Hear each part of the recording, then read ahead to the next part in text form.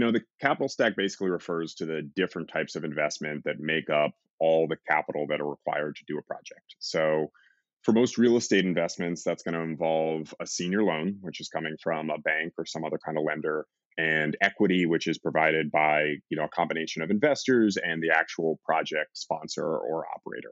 Just like with your house, the loan gets paid back first, it earns a fixed return. The equity gets paid back last, and it earns the upside. The basic dynamic is, more risk, more return. In the institutional world, it's common to have additional financing that sits in between debt and equity. That can either be, in the form of another loan as mezzanine debt, or it can be as preferred equity, which is, again, somewhere in between debt and equity, basically. For both risk and return, these kind of investments sit in the middle of the senior loan and the equity. You have some upside, but also some downside protection.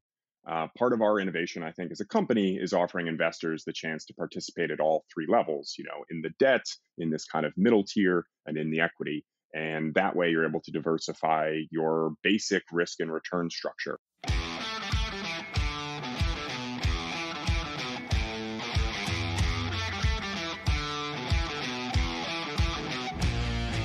You're listening to the Millionacres Podcast. Our mission at Millionacres is to educate and empower investors to make great decisions and achieve real estate investing success. We provide regular content and perspective for everyone, from those just starting out to seasoned pros with decades of experience. At Millionacres, we work every day to help you demystify real estate investing and build real wealth.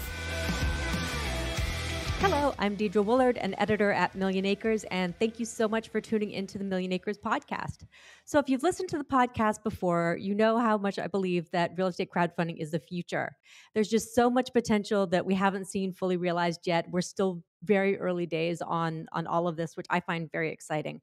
To explore that topic some more, today I'm speaking with Charles Clinton, CEO of Equity Multiple, a top crowdfunding platform. And prior to Equity Multiple, Charles was a real estate attorney with Simpson, Thacher, and Bartlett, where he worked with private equity on many real estate transactions. So thank you for joining me today. And I want to start off talking a little bit about the founding of Equity Multiple, because I think it mirrors some of the issues that crowdfunding itself is trying to solve. So you were a real estate attorney, you were working on these big deals, but you yourself couldn't invest. And that kind of led you to find other solutions, right? Yeah, that's exactly right. I mean, first, thanks so much for having me on. But you nailed it. I think I saw firsthand this huge disparity between what was happening institutionally, the level of access that Blackstone and those sort of companies had, and then at the individual level, the total lack of access. Really only in the form of a handful of investment products that oftentimes were pretty bad deals for investors. Really, really loaded with fees at that point. So we started Equity Multiple to make real estate investing more accessible, more simple, more transparent for individual investors. How long has Equity Multiple been around? Can you explain a little bit about the founding of the company? I know there's a relationship between Equity Multiple and Mission Capital, and Mission Capital is now part of Marcus Millichap. So you can explain how all that works? Yeah, absolutely. So we started back in 2015. My primary partner was in real estate private equity on the buy side. So, I was the sort of legal half of it, and he was really the acquisitions kind of background. And, when we started, we thought it was important to try to partner with someone who was inside of the industry, really have a strategic partnership as opposed to pursuing venture capital, given the type of business it is. Because we're a two-sided business, right? On the one hand, we, of course, need to go out and find investors, but on the other hand, we need to find good real estate opportunities. So from our perspective, being within the real estate industry, it really all started with how can we find good quality investments to offer on the platform. So that's really how the partnership with Mission Capital came around. They are a commercial real estate brokerage firm, been around for about 20 years. And, they had, I think, thought about the space a lot themselves, thought about going into it themselves. But rather than launching it as a business line, they decided to invest in us in the early days. And we were able to, in addition to, of course, the investment, leverage the business they've built, the contacts they've built, the, network of operators and deals. So that really helped us get a jumpstart in the early days to kind of building out those sponsorship relationships that are really so important within real estate. The acquisition by Marcus and Millichap is a really, really exciting one. Definitely has a lot of potential for our business in the long term. If you don't know Marcus and Millichap, they're the largest commercial real estate broker in the country by transaction volume, and they really dominate what we call the middle market. So, deals below, say, $40 million in total value. That's where we spend a lot of our time concentrating. So, we're really hoping that we can kind of mirror the same sort of partnership we had with Mission Capital with the much larger footprint of Marcus and Millichap. Interesting. So that really opens up a whole new avenue of potential deals and kind of a more rapid pipeline for expansion. Is that sort of how you're seeing that? Yeah, absolutely. Absolutely. I think with any kind of business like ours, it's always the balance of quality and quantity. And the more that we can be evaluating at the top of the funnel, the more things we can see, we can maintain our stringent standards on what actually gets in front of investors. But it all starts with seeing as much deal flow as possible and really putting that through our process of evaluation. And so in terms of deals you're evaluating, about how many are you rejecting versus accepting, sort of in general? Yeah, it's varied over time. I mean, it kind of fluctuates between 5 and 10% depending on the period. We think that it'll never really go higher than that, and we honestly we suspect it'll push lower over time, and just as we see more and more transaction volume from more and more sources. You work with accredited investors, and one of the things I found interesting about Equity Multiple is you've also done some work with IRA accounts. I know that's a question that we receive at Millionacres a lot. It's very important to a lot of investors to be able to put things in self-directed IRAs and build that retirement account and use real estate crowdfunding to do that. So what has your experience been like with that? Yeah, I mean, we of course hear the same thing. We know investors want to use tax advantaged funds to invest in real estate and other alternatives. So, we jumped on that pretty early. We've partnered with about a half dozen IRA custodians, including some of the largest ones that deal with alternatives. I mean, I think the bottom line is if you have IRA funds and you want to invest with us, we will find a way to make that happen. If we're not already working with your current provider, we will see if we can. And if we can't, we'll facilitate the process to transfer funds into one of the providers that we do work with. Has that been a challenge for you? Do you find that a lot of your developers are some of them hesitant to accept self-directed IRA capital, or is it a pretty smooth transition? It's a pretty smooth transition, and that is in part because of the way that we're set up. So, we set up our own investment vehicle for every investment. We pool investor capital, and then we invest with the sponsor. This has a few different advantages as we see it. One, these kind of administrative things, we take that on. We're good at that stuff. It's in the nature of our business. We're operations focused, we're technology focused. So, even if the sponsor isn't, they don't have to worry about that. But we're also able to, essentially achieve collective bargaining power on behalf of the investors. So, we'll take rights on behalf of the investor group in the underlying transaction. So, if the sponsor wants to sell the property or refinance the property, we provide an extra layer of protection on behalf of investors. Excellent. So when I read your letter to investors on the Equity Multiple site from last spring, which was, of course, right in the heart of the coronavirus, you talked about bridge funding as a strategy. And so I was really curious about that, wondering if you could explain what that is and how that worked out for you. Yeah, absolutely. So, broadly speaking, bridge funding is deployed for value add and development projects. So, the type of project where a sponsor is trying to invest heavily in a relatively short period of time to increase, value. So, think about an apartment building where, you have dilapidated old units and the sponsor wants to go in, put ten or $20,000 into new units, make everything new and shiny and up to modern standards, increase rent significantly, with the goal really being once this work's complete, they can go out and either, of course, sell it, but oftentimes refinance it for longer term debt that is significantly cheaper. So you're really, you're providing higher cost financing during this period where they're doing the heavy lifting. And then once the lift's over, they can find cheaper capital to replace you. So this has always been one of our strategies. We think it's been a great fit for the crowd investor, in part because you're able to get relatively short duration and a higher return than you are in a more stabilized kind of deal. So, part of the reason why we were drawn to it during these periods of volatility, like we saw in the springtime, is the world of who's searching for bridge lending, tends to expand in these moments of volatility. So, banks are afraid to lend. So now groups that would have gotten a loan from a bank are now turning to, someone who is willing to lend at 10% instead of at 5%. So, even though the underlying project's the same, the opportunity is broader. So, we definitely were able to get into some interesting deals, as a result of, the kind of little crisis moment where the capital markets froze up. But this is, like I said, a strategy that is very much core to what we offer at all times, kind of regardless of my market cycle. Two other things that we kind of did during this time were we, of course, have these individual direct deals, but also funds. So, we're working on two different bridge lending funds where, these are all loans. It's a diversified pool. So for investors who don't want to pick out every investment, they have the option to come in and, invest in a strategy like bridge lending. So we launched one of those at the end of last year, and we're launching another one in the next couple months. Interesting. So obviously during the heart of the pandemic, you probably saw a lot of more requests. How has that shifted over time? Are you seeing more requests for bridge funding? Are you seeing some of your projects go through a second round of needing capital? How is that kind of playing out for you?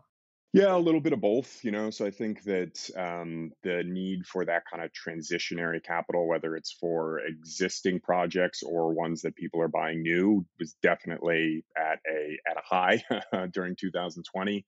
As we head into 2021, we're starting to see a slightly different set of opportunities, and I expect that's going to change as the year continues. So, the fact is the private markets lag, typically about a year behind the public market. So, while we've seen volatility in real estate, oftentimes you won't see prices actually start to drop for a while.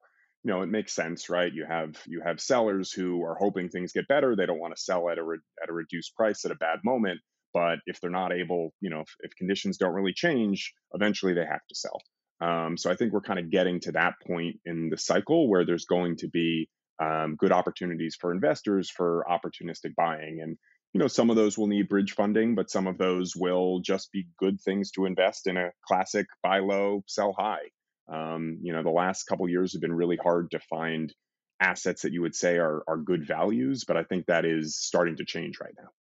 Yeah, I think that's absolutely starting to change. And we're seeing so many distressed asset funds start to form. Not a lot of deployment yet, but a lot of formation. Yes, definitely. So I know at the end of the year, Equity Multiple published its asset allocation breakdown. And so, speaking to that and the opportunities, hotel and retail properties right now, I'm watching that.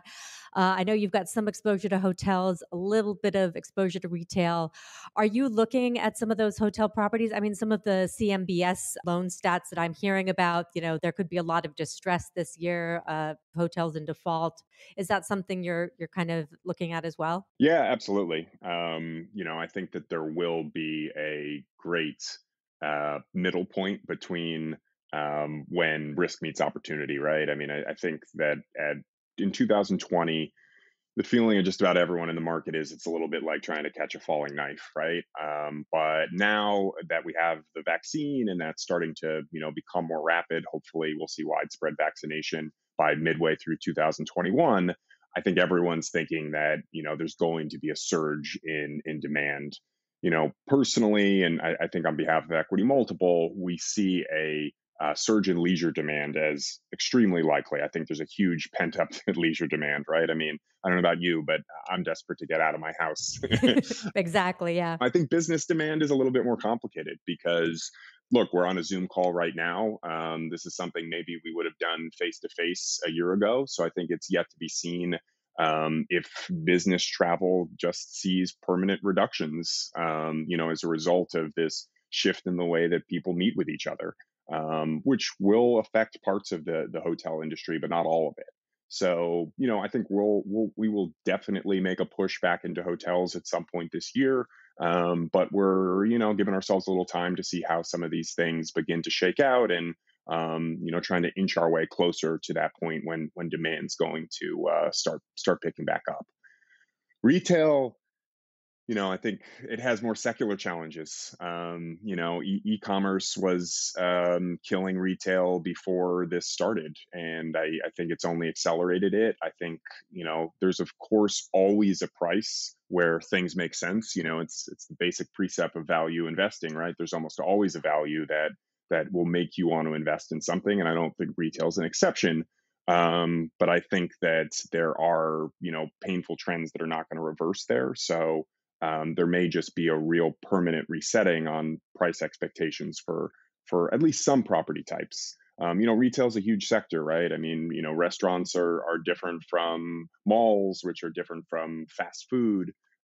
So, you have to get a little bit more granular there on where to find value. That's true. And I think another thing we also saw is essential businesses, essential retail, obviously had a big year in 2020 with grocery stores and things like that. Absolutely. Are you concerned, though, especially around New York and some of the hotels and those assets just, not coming back in terms of like conferences and things like that? Are some of those hotels you think just going to go under? They'll certainly change hands, and I think that whether they'll actually change use will depend. My guess is that the answer is no, and that somebody will come in and will get them for the right price, and they may be buying it from the lender or buying it in a foreclosure. I'm a big believer in New York. I've heard about the death in New York many times, and I'm not even that old. People who are a generation older than me, I think, I think about have seen it even in larger cycles. I think hotel will come back when tourism comes back, and to me, that is 100% tied to vaccination and what we see with managing the coronavirus nationally and globally for a city like New York. Absolutely. So we talked a little bit about bridge funding and also on equity multiple at the end of the year, you broke down where different investments fall inside the capital stack. So wondering if you can explain, first of all, for listeners, just a refresher on what the capital stack is, and also why participate in different sections of the capital stack. Does that help with diversification, and kind of how do you think about that? The capital stack basically refers to the different types of investment that make up all the capital that are required to do a project. So, for most real estate investments, that's going to involve a senior loan, which is coming from a bank or some other kind of lender, and equity, which is provided by, a combination of investors and the actual project sponsor or operator.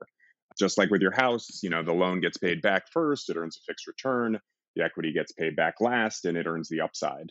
The basic dynamic is, more risk, more return. In the institutional world, it's common to have additional financing that sits in between debt and equity. That can either be, in the form of another loan as mezzanine debt, or it can be as preferred equity, which is, again, somewhere in between debt and equity, basically. For both risk and return, these kind of investments sit in the middle of the senior loan and the equity. You have some upside, but also some downside protection.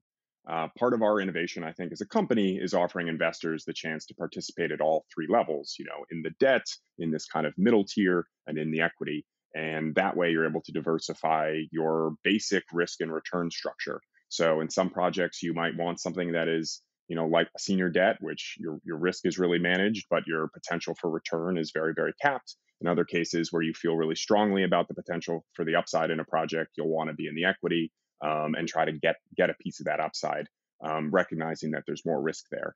And we really want to let every investor balance that for their own portfolio and what their goals are. Interesting. So, as someone diversifies their portfolio into real estate crowdfunding, they can also further diversify, of course, by sectors, but also by types of funding. Yeah, absolutely. I think our ultimate goal is to help you build something that's personalized to you.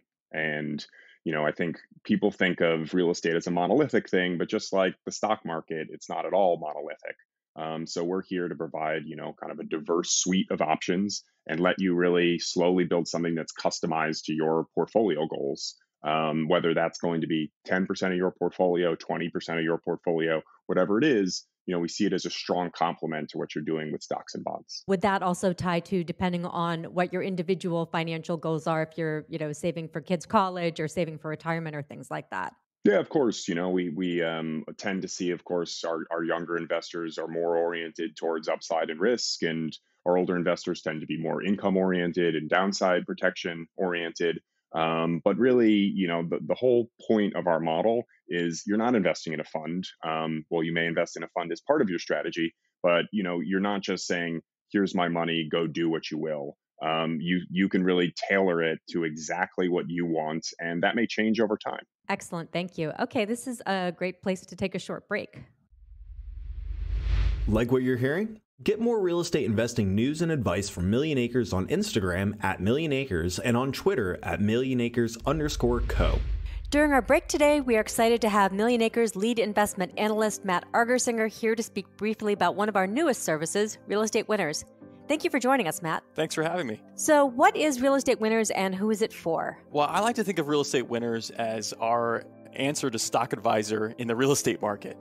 It is a service that provides recommendations on publicly traded real estate investment trusts and real estate companies. So it's a pretty big universe out there. There's over 200 REITs to choose from, and probably dozens, if not hundreds, of real estate companies are in our universe. And we provide regular investment recommendations as well as commentary on the market, educational material.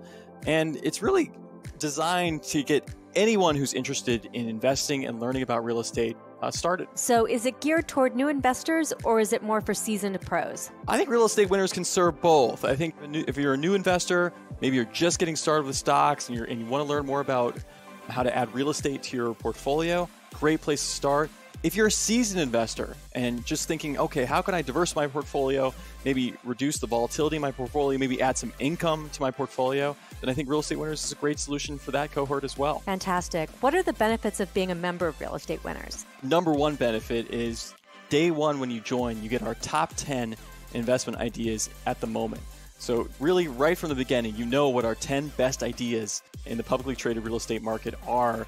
And then going forward on a monthly basis, you'll get a new recommendation, sometimes more than one new recommendation, as well as regular content that we're coming out. We're covering our past recommendations, providing updates, and talking about the real estate market. So it's really the full package.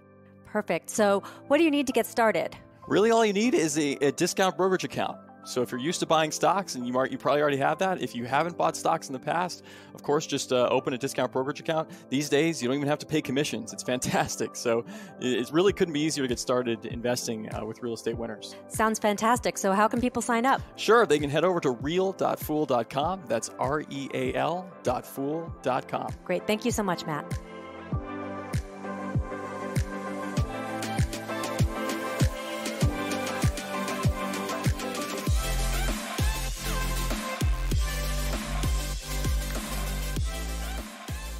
I'm back with Charles Clinton, CEO of Equity Multiple, and we're talking about real estate crowdfunding and investing.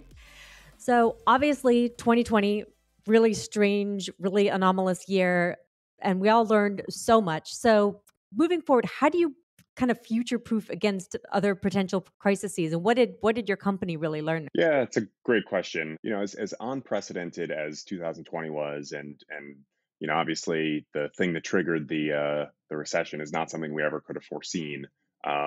We were always thinking about, when is the recession coming? Because it's just the nature of business cycles, right? There's always going to be a next recession. And we were fortunate to have an incredibly long bull run. But I think we were thinking even as early as our founding, how are we going to deal with a recession? Maybe this is just having lived through the last one and everyone kind of having the scars of that. But, future proofing, I think, is how all investors should be, thinking, or at least have it in the back of their mind. So, our business model is, I think, distinct from some of our competitors in a couple ways. One, that what I mentioned before, right? We're really trying to get key rights in investments on behalf of investors. So, basically be a bit of a watchdog on the actual sponsor or operator. Not to say that they don't, know what they're doing. They're all great professional companies. They all have track records. But, it does help to have another set of protective eyes on behalf of investors always. I'm a strong believer in that. And, I think that also plays into kind of active asset management. So, we have a whole team that's dedicated to just monitoring performance of how investments are doing, working with the sponsors to try to, maximize strategy. During, of course, the early onset of the pandemic, we were providing resources about how to get PPP loans, other state-run programs that they might be eligible for. Our goal is to not just provide value to our customer by offering them access. It's really to provide value all the way through to the point of sale. So, I think really all the events of 2020 reinforce some of the things that we were already doing, and have made us double down on those. And I think there's things, of course, around the edges, around how we set up deals, that I think we will take away as real lessons. But some of the lessons are honestly about just our business, right, and making it more efficient. Operating, of course, in this remote way. I think challenges that every business went through that moved from being in person to being remote and more fully online. Did it change how you evaluated in deals? I mean, obviously, you couldn't go check things out in person. Did you find yourself relying more on data? How did that work out for you? Yeah, definitely. I mean, we always have tried to take a very data heavy approach, and also build into networks in local markets where we're operating. So relying on whether it's local brokers who are not connected to the deal, people in the local lending community. You're always trying to find a combination of purely qualitative information that we can pull through databases, and the softer factors that are really hyper local. So recreating those softer factors is definitely the more challenging part. But this did force us to get creative and do some learning on the fly. Obviously, we're starting a new administration. They're going to be secondary and, tertiary and a whole bunch of stimulus programs, both on the federal level and, in individual states and localities. Are you seeing that as having an impact on any of your business in any way? Yeah, I mean, stimulus has definitely worked for real estate. I mean, I think we see it, not just in our deals, but in market studies. The effect of stimulus is real. It did help, I think, improve what would otherwise be, higher vacancy rates, higher delinquency rates, particularly for things like apartments. I think the effect on the office sector and businesses is a little bit more murky and a little bit more uneven. But at least in terms of multifamily, where we've focused a lot of our efforts in 2020, the effect was felt. So I do think extending that may get us through some of the problems that you'd otherwise expect in 2021, as some of the underlying recessionary pressures that are still there start to bubble up to the surface when they're not covered up as much by stimulus.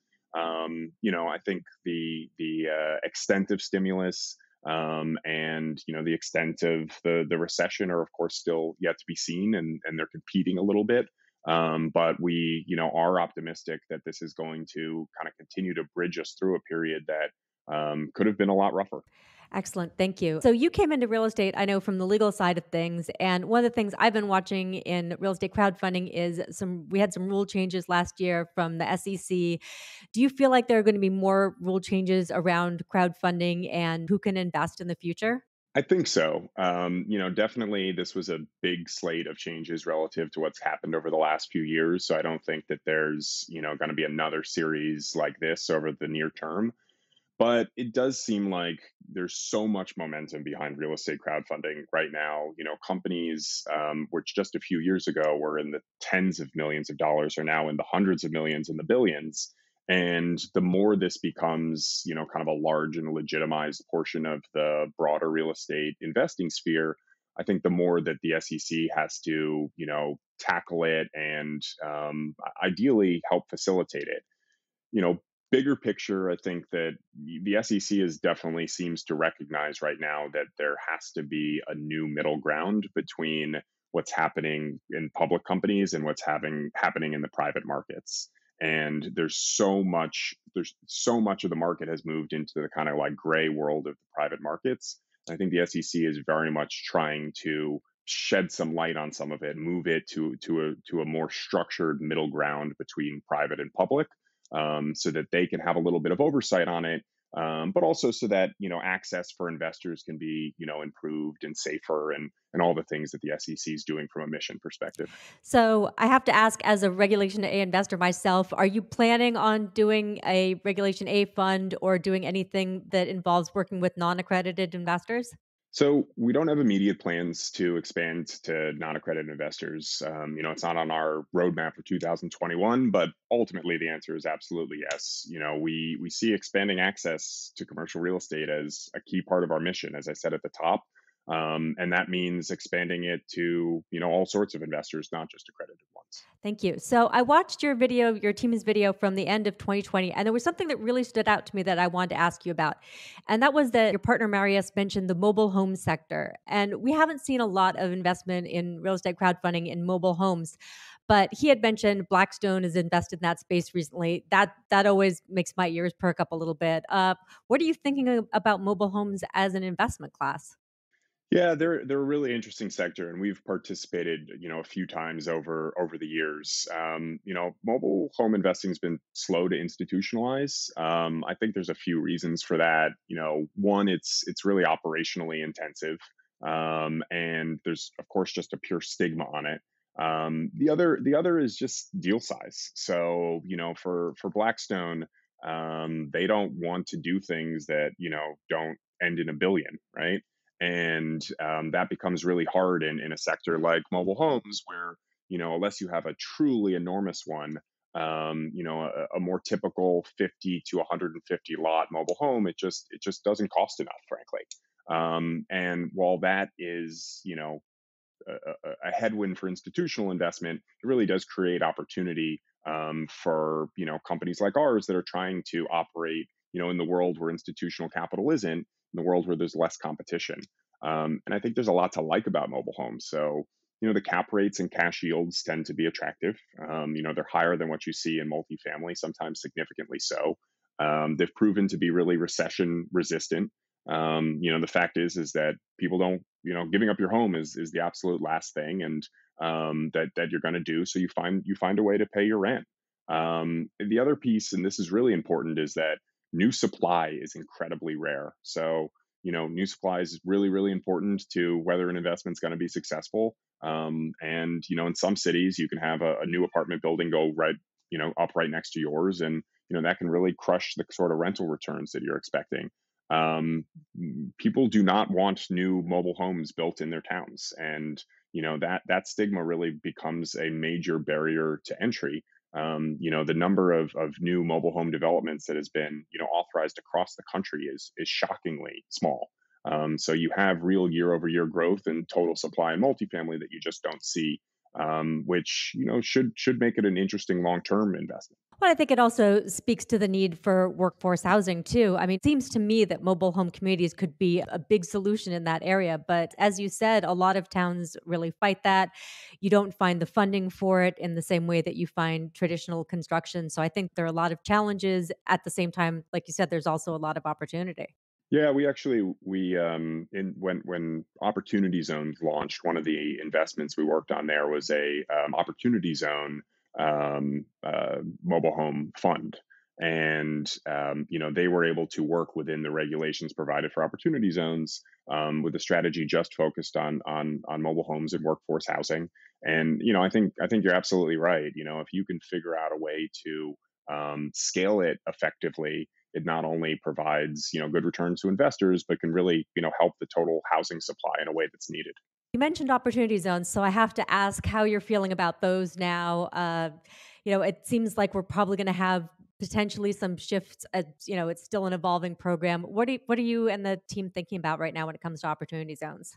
Yeah, it's a complicated sector. One that we have not offered new investments in recently. That was driven in first by the pandemic, and I think people's focus on reinvesting their capital gains obviously disappeared there for a while as the market wiped out a lot of capital gains. We're looking at it again now that the market has surged back, and I think people are thinking about whether it's the right time to pull out some money. Another thing I found that was interesting in that year end video was about the fact that crowdfunding kind of fills in a particular niche that's, sort of like a Goldilocks. It's projects that are, too small maybe for giant institutional investors, but maybe, you know, not quite right, too big for individuals. So, what does that really mean? And aside from, of course, Mission Capital and Marcus Millichap, how else do you find those deals? Yeah, I mean, our view is that there's tremendous opportunity in the kind of $5 to $40 million total deal size, and it's the largest part of the market by transaction volume. And as you said, it's too small for big institutional investors. The fact is, for a fund like Blackstone that has $20 billion to deploy, they're just never going to be able to do it doing it 10 or 20 or $30 million at a time. They want to make $1 billion investments. so they can allocate that capital quickly. This really means that there's less capital competition, and that's really important, I think, for investors. Right? Is this whole world is very, very fragmented compared to bigger deal sizes, which means that you tend to find better value there. And that's really what's attracted us to it.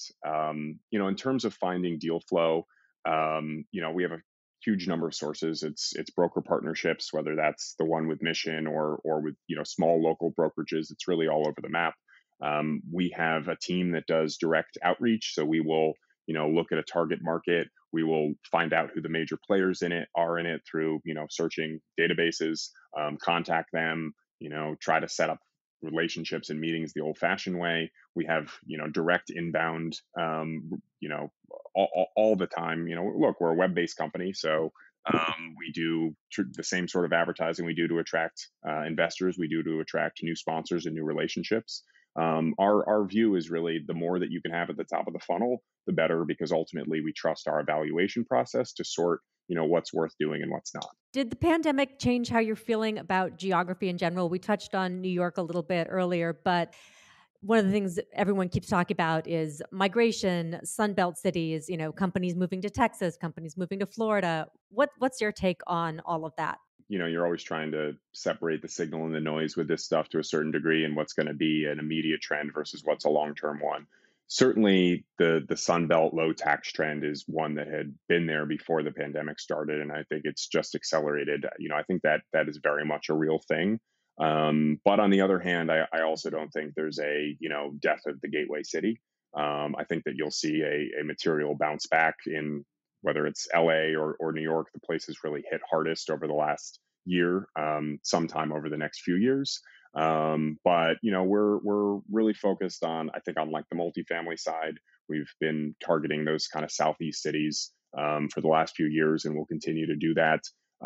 We've honestly operated outside of those core markets largely. The biggest ones, in part because they're already the costs there are just at a totally different point. One, deal sizes are much larger, and we do like to stay in that kind of sub $40 million deal size typically, which really limits you in major cities like New York. But the other piece is, the cap rates, the yields that you're buying are also all lower in those markets.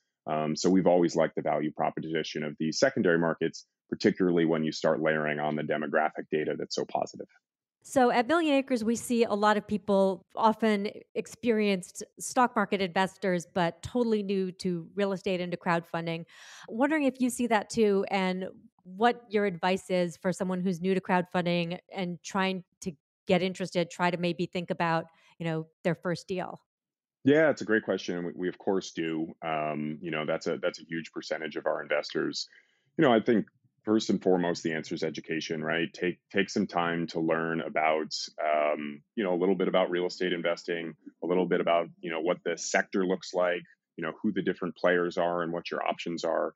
I think that, companies like Million Acres doing it from a more purely educational perspective, but also, companies like us, we spend a ton of time producing educational content. Luckily, in the age of internet investing, there is a lot out there that an investor who's interested can go out and, start learning the basics. The other thing we always encourage is to just ask questions. As much as we are an internet business, we're also, one that has people on the other end of the phone. So if you don't feel comfortable about something, you have a question about how something works, pick up a phone and see who answers, and, make sure you get the answers that satisfy you. Just like investing in anything, you want to understand who you're investing with and what you're investing in. Absolutely. So I like to end on a fun question. So if you could be part of the development of any real estate project, current, throughout history, anything, what would it be? Ooh, that's a good one. So, I'm definitely a believer that the most glamorous project is not the best investment. I think we've very much, built our business on that. That being said, I would say as a professional, I'm most drawn to challenges. So, I think I would go with One World Trade. I'm a born and raised New Yorker. I think the World Trade Center is a big part of both the city and the country's history. So being involved in a project like that, I think would, feel personally and professionally fulfilling. But it was also just so enormously complex, right? You have so many stakeholders involved, and you're balancing, everything from the honoring the victims to very practical things like this enormous insurance case, right? And then ultimately, you're getting to something that is iconic, kind of rebuilding a tower that, redefines the skyline. I love that. Well, thank you very much for your time today. Thanks so much for having me. And just a reminder to listeners, you can find out more at equitymultiple.com. Stay well and stay invested.